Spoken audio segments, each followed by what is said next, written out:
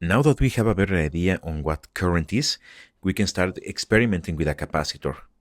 In this lesson, we will learn the equations behind the behavior of the capacitors.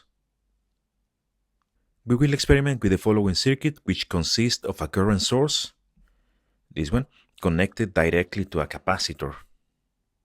Here we can see in the bottom the current value of the source, which is 1 milliampere. On the top, we can see the voltage of the capacitor.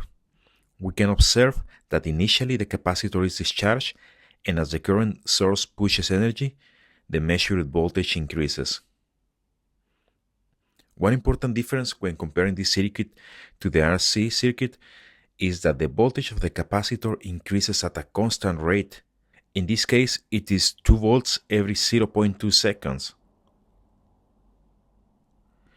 Let's see what happens when we change the capacitor value.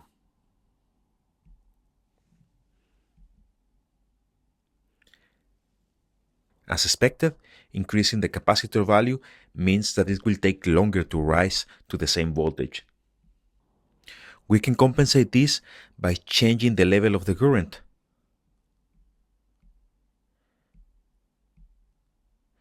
The higher the current, the faster the capacitor will increase its voltage. The equation that describes the behavior of the capacitor is the following integral equation.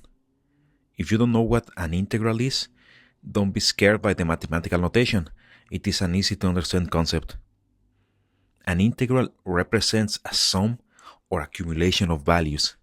In this case, the capacitor accumulates the current I as time flows. The value of the capacitor, C, defines how fast the current accumulates. A large value of C is like having a large bucket. This implies that the voltage level rises slower.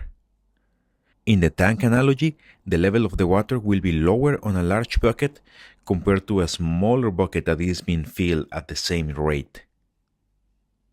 There is a different way of writing the same equation, which is as a derivative or differential equation. A derivative, which is this term, represents the rate of increment.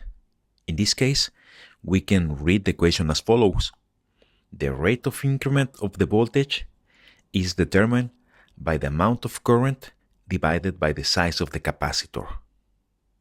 This is consistent with the experiments that we made. A larger value of current means a faster increase of the voltage, and a larger size of capacitor implies a slower rate of increase.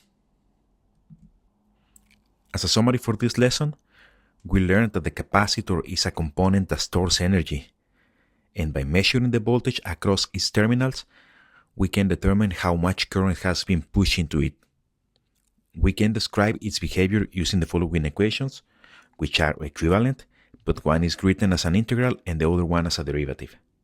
And last, the value of the capacitor defines how much time it will take to charge.